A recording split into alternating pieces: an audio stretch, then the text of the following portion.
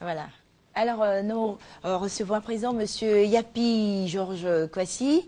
Vous êtes sous-directeur de la métrologie au ministère du Commerce, de l'Artisanat et de la promotion des PME. C'est bien ça, madame. Voilà. Alors, Monsieur Yapi, la métrologie, de quoi s'agit-il? Oui, madame, merci. Avant d'arriver au thème de ce jour, Oui.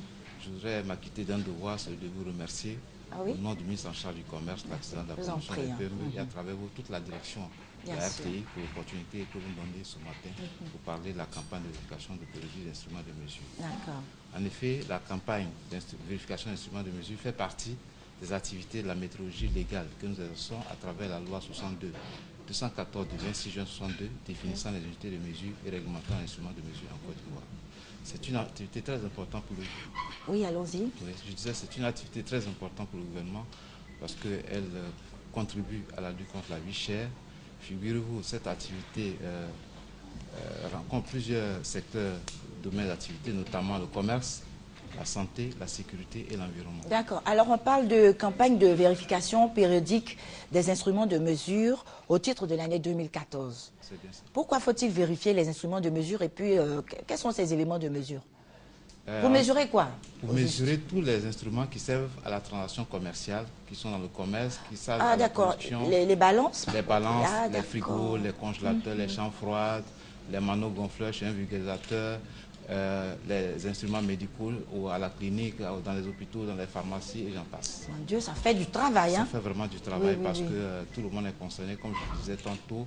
Ça nous permet d'être sûrs de l'activité que nous menons. Et donc, pendant cette opération, les 306 agents que nous avons, qui vont investir le territoire national, vont procéder à la vérification d'instruments pour voir si ces instruments-là répondent aux exigences de la vérification. D'accord. Avant d'en arriver aux activités même des agents vérificateurs, la campagne elle va se dérouler sur quelle période? La campagne a commencé depuis juin. D'accord. La première phase avait évolué comme ce qu'on appelle communément les pompes à essence au niveau des stations-service.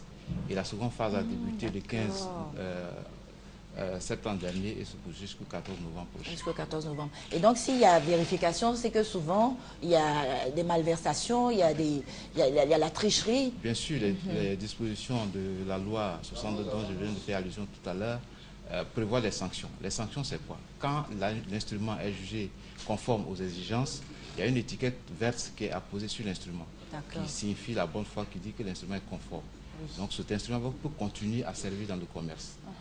A contrario, les instruments qui n'ont pas répondu favorablement aux exigences, on va poser des étiquettes rouges sur ces instruments-là et une quittance de refus sera transmise au détenteur de l'instrument. Ces instruments-là seront retirés du marché si ils sont vraiment irréparables, défectueux. Dans le cas contraire, on demande au détenteur de l'instrument de le transmettre à un balancier agréé par le ministère en charge du commerce conformément à l'article 9 de la loi que je viens de citer. Oui. Une fois réparé, nous repassons pour vérifier si effectivement cet instrument est conforme. En ce moment-là, il rentre dans le circuit. Et si les opérateurs refusent que les agents, les techniciens vérifient leur matériel? Merci, madame. Ça, généralement, c'est les contraintes qu'on a sur le terrain. Je pense que c'est par méconnaissance. Parce qu'il y a une phase de répression qui vient juste après cette campagne. Cette campagne, on sensibilise, on informe les opérateurs économiques à faire vérifier l'instrument. Et c'est dans leur intérêt. Pourquoi, madame? Parce qu'un opérateur économique qui truque son instrument de mesure, qui utilise un instrument de mesure à fréquence régulière, et donc cet instrument peut se détracter, pas de sa faute, mais par l'utilisation fréquente. Et donc peut débiter plus ou bien moins la quantité qu'il faut au consommateur. Un consommateur qui n'est pas satisfait ne revient plus chez l'opérateur économique. Et donc il va en parler au moins à 21 personnes. A contrario, lorsque l'instrument est bien, il en parle à 7 personnes et c'est l'opérateur qui fidélise ses clients et au moins même arrive à conquérir de nouveaux marchés. Est-ce que lors de la vérification, vous retirez carrément le matériel endommagé? Et puis souvent, quelle est la durée de vie de ce matériel? Le matériel endommagé qui n'est pas réparé est retiré systématiquement du marché. Ceux qu'on peut réparer par un balancier agréé sont réparés et remis dans le circuit. D'accord. Maintenant, pendant l'opération, il y a l'instrument qu'on peut transporter parce que les agents identifient les zones de vérification. Ces instruments-là, qui sont vraiment légers, qui ont une portée inférieure à 500 kg, vont être déplacés dans les centres de vérification qui seront identifiés. Et les instruments fragiles, qui sont lourds, les instruments dont l'utilisation nécessite une certaine spécificité, seront vérifiés à domicile. D'accord. Alors, Monsieur Yapi Georges Kwasi, est-ce que vous avez une idée du pourcentage de la réalisation de vos activités déjà?